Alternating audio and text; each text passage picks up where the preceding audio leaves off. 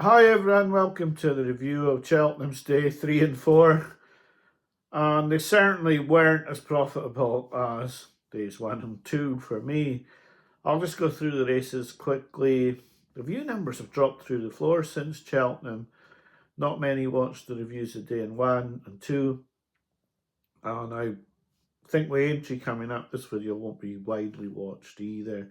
There were a couple of eye catchers. I wouldn't say there were massive numbers of eye catchers. So Thursday was the day that Willie Mullins got no winner, so he decided to throw his teddy out the pram and complain about the ground instead, which showed, I think, some more of his true colours than others tend to see on a regular basis. Complaining about the ground when you only withdrew one horse on the day is, makes me wonder anyway. That's for sure. Getting on to the racing, it was a tough day for Panthers and not a day that I did well. White Noise won the Mayor's Novice. I said in the preview with Steve that this race every year looks like it's got a stick-on horse. It looks like you've virtually got the race tied down to one or two, and every year recently it's come up with a shock, and it's come up with a shock again, and White Noise has won. And while there was no fluke about it, there can be no doubt that Bambino Fever didn't run her race. I felt Old School Outlaw, who runs later today, saw it too far back watching Bambino Fever rather than watching the run of the race. Would have preferred softer ground as well. And the fourth horse as well was a bit unlucky. They both ran today, but I do see Old School Outlaw being the best of those that ran here, and I would not be surprised if next season she builds into a mare's hurdle horse, sorry. Especially if she gets softer ground. I think the ground inconvenienced her, but I thought Mark Walsh held her up too far out of her ground. There was no fluke about the winner. She won well, but she was up there right from the start, and I think you needed to be up there on the Thursday from the start. Meet Me by the Sea won the novice handicap chase very easily. Could be called the winner after about 3 fences. Absolutely bolted in. The other horses in the race, well, he looked like a possible grade 1 horse. The others looked like possible grade 3s or handicappers, really. Regent Stroll looked to be well handicapped, but not in the league of the winner. Slade Steele was extremely disappointing for my video bets. I always wanted to be on him. I thought he was well handicapped. He'd won a grade 1 over hurdles, but he was never jumping well enough. But Meet Me by the Sea was a really, really good winner. Woodhoo won the mares. It was quite a predictable race with Jade de Grugy finishing second. Held up, but I think Woodhoo would always have had enough. And Feet of a Dancer, they just finished in the right order in this race. There wasn't really a lot to talk about in the race. It just, the form held up here and Woodhoo won nicely. I would think possibly if they have others for the race next year that possibly Woodhoo could perhaps step up to a Stayers hurdle next year. The Stayers this season was a desperate race. An 11-year-old winner, Home by the Lee, who I would have never picked, an 11-year-old third, and Ballybarn heavily backed in second. And a lot of people thought Ballybarn was unlucky in this race, but I just don't think he's one you can trust. Home by the Lee won at the 5th time of trying to win this race, and I think the division's very poor and crying out for some new blood, but some new top class blood. Really disappointing with the British Challenge here. Imposed Trois went out like a light. Machantou ran no sort of race. And Cabral de Martin, who I never ever thought was going to be a Stayers hurdle horse, stopped like shot after taking lead over the last. I do wonder, and I said this in the last video, how trainers can be so wrong about their horses. You got a champion trainer there with a horse like the New Lion thinking it's the champion hurdle horse, and at the same time thinking that Cabral de Martin's a staged hurdle horse. And I really do wonder what they see that a normal guy who carries golf bags around a golf course isn't seeing to think that. I said at the start of the season, and everyone scoffed at me that the New Lion should be in the stairs.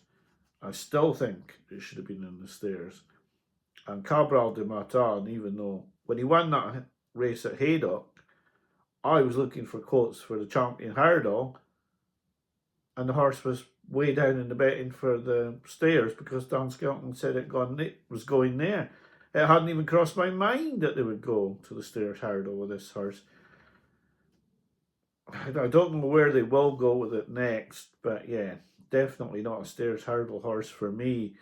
Although something may have gone wrong with the horse for it to stop quite as quickly as this. Hartwood won the Ryionaire, and I was impressed. I have to say, I was impressed with Hartwood's win. This was the race where Willie Mullins was crying about Factifile being taken out, and I think he probably just wanted to vent because I don't think it was his decision to take the horse out. And if the horse runs again this season, then it's going to be lucky to get ground much softer than it was here at Cheltenham, because the ground more than likely will firm up from now on. But Factifile didn't run, perhaps to give John Bon the chance to try and win his first Cheltenham Festival race, but he wasn't good enough. And Hartwood was really impressive on the day. And this is the thing with the de Bromhead horses, even the ones who perhaps don't look like they're quite good enough, if you give them a chance, especially at the Cheltenham Festival, they're so well tuned up for the meeting that they will take advantage. And Hartwood took advantage of this was like a sort of grade 1 stroke grade 2 Ryionaire, and with no real star in it, he's taken the race out quite nicely. Supremely West landed the second skeleton gamble of the meeting, and if people need any ammunition against the way this operation worked, then they only need to look at the race at Cheltenham where this horse ran through a bog on the inside to keep its handicap mark for the ammunition they need. It was it was the worst kept secret in the world that they were keeping this for the Pertemps. You still can get it wrong, it can still go wrong, but they had it primed to the minute for the race, and it's absolutely bolted in. Possibly not as easily as Madara, but the handicap double for Skelton was never in any doubt.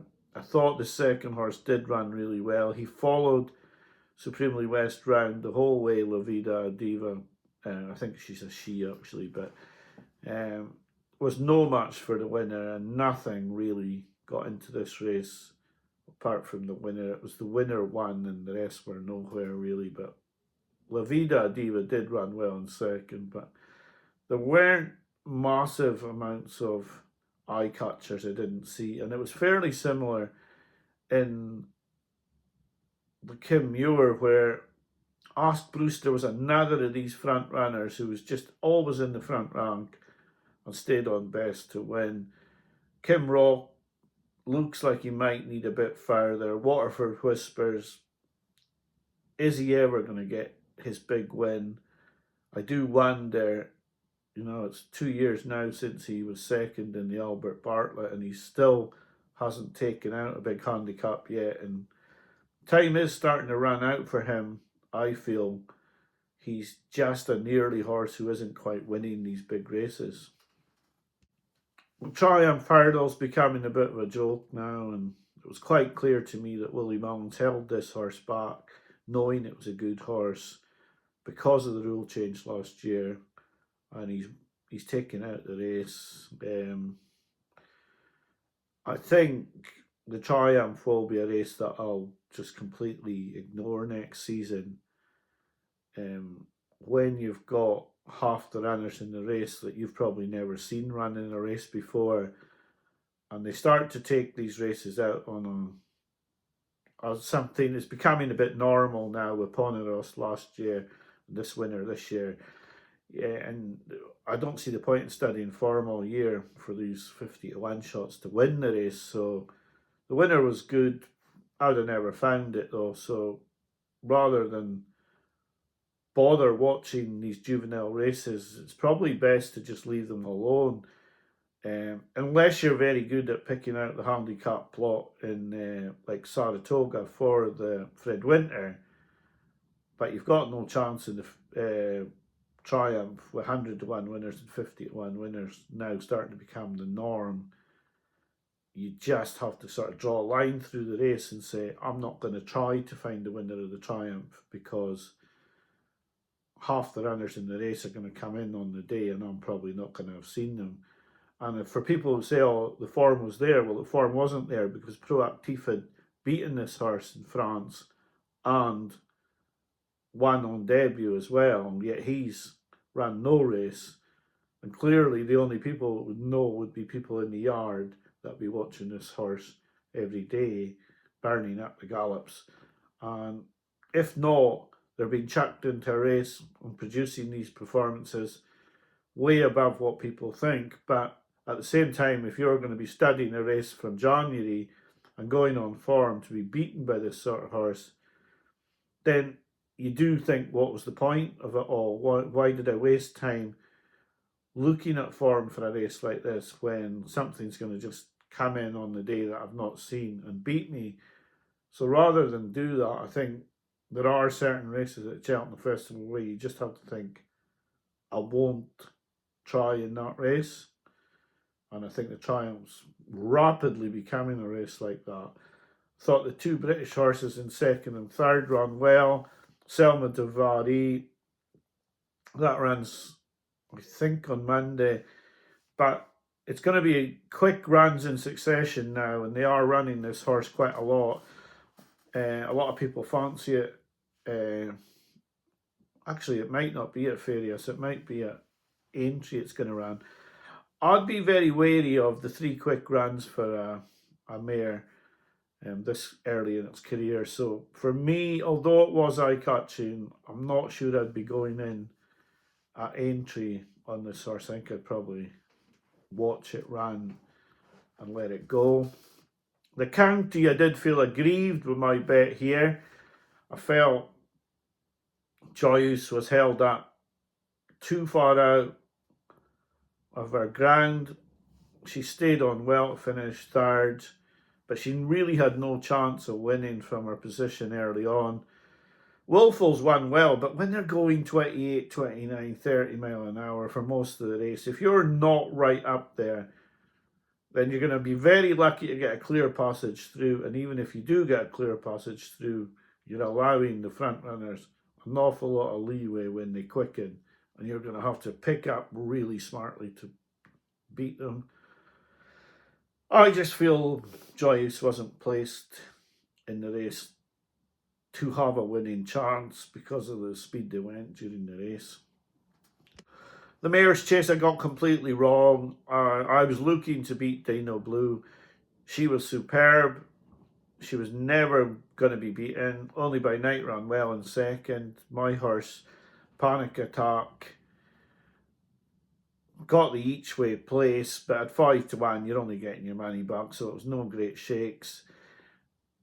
I didn't think she looked anywhere near as good as she had in her previous runs this season, Panic Attack, but Dino Blue would have taken a lot to beat this horse. A lot of people talking about the second, but for me, Dino Blue was really, really good on the day, and I think it would have taken a very, very big effort for any mare to beat her on this form. I have to grit my teeth to get through the Albert Bartlett. I really fancied the Passing Wife. I had savers on Fruit de Mer and King's Backs. And coming towards the last, I thought, "What? I'm gonna win here, whatever." And Johnny's Judy's come out of nowhere after being balloted out of the turners and beat me.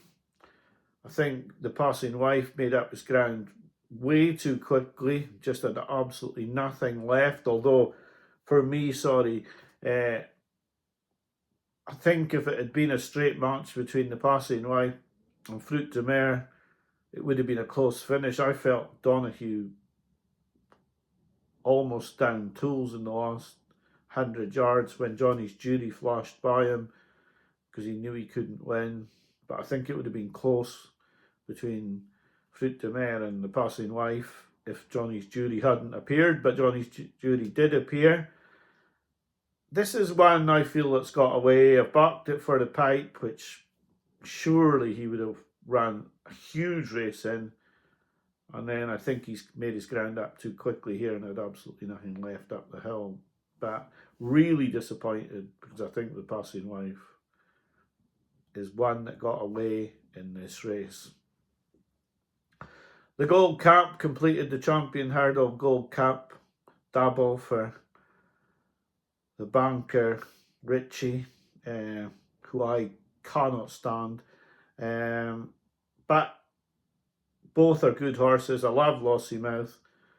I've backed Gaelic Warrior in the past in the Arco. I think he's a really nice horse. And he's won the Gold Cup almost in a hot canter. He has absolutely bolted in. I did think about the double with him and Lossiemouth earlier in the week, but I had the choice between that and the two doubles, McClaughry to cover Madara and Jazzy Matty, who was just touched off. So yeah, it was just unlucky. I chose the wrong doubles to go with. That's the way it goes when you're betting out of a bank. You can't put every bet off that you want to. I could have gone with Lossiemouth and Gaelic Warrior, but I chose to go with the other two doubles. And Sod's Law, Jazzy Matty was touched off. The double, Lossiemouth and Gaelic Warrior, was under no threat at all. Both horses absolutely skated in. Gaelic Warrior has won this race. He's absolutely cruised through the whole race. He was never in any danger and never in any doubt that he was going to be the winner. It was a fantastic ride from Townend, a good training performance from Willie Mullins, and he was the most impressive winner of the week for me. He absolutely trounced this field. Django Bay, he's run a nice race, but he's had no chance of winning. Nothing had any chance of beating this winner. I know the way you're thinking. Could have quite easily been pulled up. He was my horse for the race. He's jumped continually out to the right. He's never given himself a chance of retaining his title by continually losing ground. I don't think he'd have ever beaten the winner. But he has clearly come back to form, because I think if Mark Walsh had really pushed this horse out, he could have got quite close to Django Bay. But there was no real point. He was in no doubt that he was going to get third. He'd have had to really push the horse to try and get second, and he was never getting to the winner. He'd been pushing along for a long time during the race as well, but I do think he could have got closer to the second, but he would have never beat the winner. I do think I know the way you're thinking is better than this. He's had a terrible season. He's jumped extremely poorly in the race and still finished third in the Gold Cup. I wouldn't write him off for next season. If they can work out why he's jumping to the right, and if they can get him in better form during the season, I wouldn't think he would be the worst bet in the world at 25 to 1 for the Gold Cup. But he needs to have a better season. They need to get to the bottom of all the jumping right. But he's got a big engine. To finish third the way he jumped was a good run. But nothing could lay a glove on Gaelic Warrior, who was superb. Barton Snow won the Hunter's Chase. It's a race that I tend to leave alone. Now I'm not very good on the form. I never seem to have the winner. So when it's a race that you rarely get right, it's best to leave it alone. Barton Snow won it.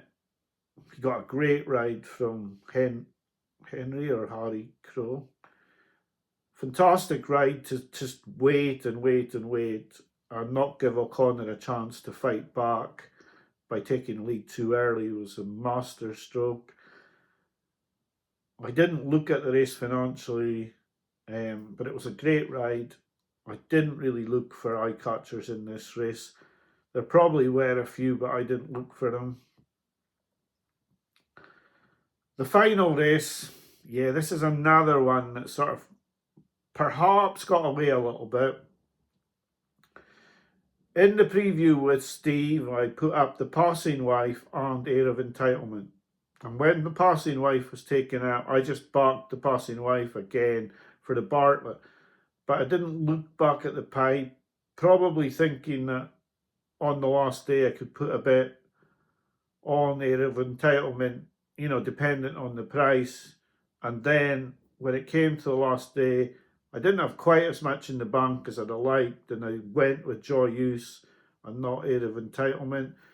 She's won nicely, now won twice at the festival, won the Mayor's Novice last year and won this year. Well handicapped by Henry de Bromhead, given a no-nonsense ride, has won quite nicely. Clearly, Jean Paulin has got a terrible run through the race. The girl on board, you feel sorry for her because there really wasn't much she could do. She was a victim of the start. Then she just couldn't get a run. Everywhere she went, the horse was getting blocked in. She would go for a gap, it would close as soon as she went for it. And the horse has flown up the hill in the third. And will be seriously overbet next time out as well. So although Jean Paulin may win next time, you probably won't get a good price, and it's probably best watched rather than backed next time out. It was an amazing festival for me, even being behind on the final 2 days. The wins that were accumulated on day one and the massive win on King Roscoe Grey. And just to touch on King Roscoe Grey, I was given King Roscoe Grey early in the season, but I was sort of given it like, this is for you only. And it's very difficult to go on a YouTube channel and then go shouting your mouth off about it, because people won't say anything to you then. And a lot of these horses don't win that you're given as well. And of course, I could have put it up after DRF, but by then I was starting to wonder, was it the horse that had been given, or was it not quite as good and the other people had overrated the horse? So it is a difficult one. A lot of people are saying it was a poor Turners. I'm not sure if it was or not, but when I'm given that sort of thing, I have to respect the person and the people who told me, and you can't just go putting it up on your show. I was vocal about it in the preview. I was vocal about it on my daily preview of the race. I just couldn't really put it up as a bet, and especially not when it went to 6-1 and it had been beaten in its prep race. But it was a very good festival for me personally, financially. But for the videos, it was a small profit. It was a strange festival in that I thought the first 2 days were fantastic, but I started to lose a little bit of interest after the shock winners on day 3 and then the shock winner of the Triumph. My own enthusiasm, because I was well ahead, started to wane a little bit, and it only increased after Gaelic Warrior.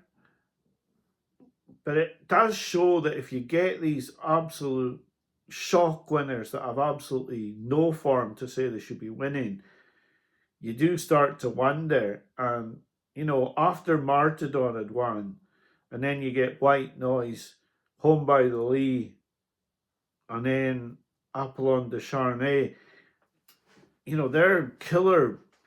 You don't mind when you're getting beat by a horse with form that's 12-14 to 1 and you can see it, you just didn't pick it. It's when the ones come out of absolute nowhere, that have absolutely no form, and you've got no chance of picking it, that you start to think, you know, if you can see why other people picked it and you didn't, that's fair enough.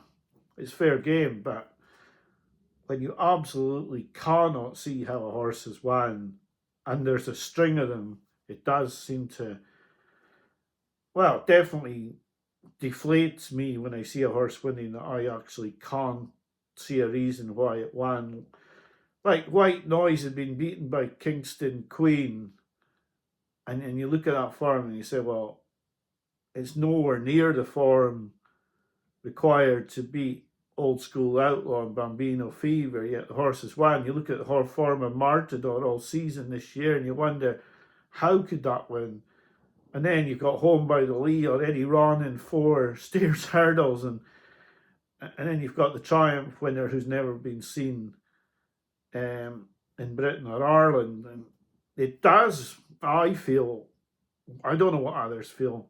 Obviously, if you backed some of these big price winners, you won't think like me. But for me, I do not lose interest, but when the festival goes like that, I mean, it's not like Willful. You could see Willful had good form. You could see that Dino Blue had the form to win. You could see that Air of Entitlement had the form to win. It's just these wild outsiders that win. But in truth, it was an amazing festival for me, and I couldn't have hoped to have won what I did win. I will have a daily preview for each day of Aintree up. It's Fairyhouse this weekend. It's Sunday at the moment. I'm not very good at Fairyhouse, and I never seem to get the winner of the Irish National, so I won't embarrass myself and put a selection up, because I cannot remember ever backing the Irish National winner before. I do hope I can do better at Aintree though, but as this was Cheltenham chat, and it is Cheltenham chat, this is the completion of the Cheltenham videos, but I will be back next week with videos for each day of Aintree. So thank you all for watching, and thank you for watching the series of videos. The video numbers, or the view numbers, are way down. I know that I've taken a long time to produce this video. It's just circumstances got in the way of this video going up for days 3 and 4. But thank you all for being with me through the season. Thanks to everyone that spoke to me at Cheltenham. And I'll be back with Aintree videos later this week. Bye for now.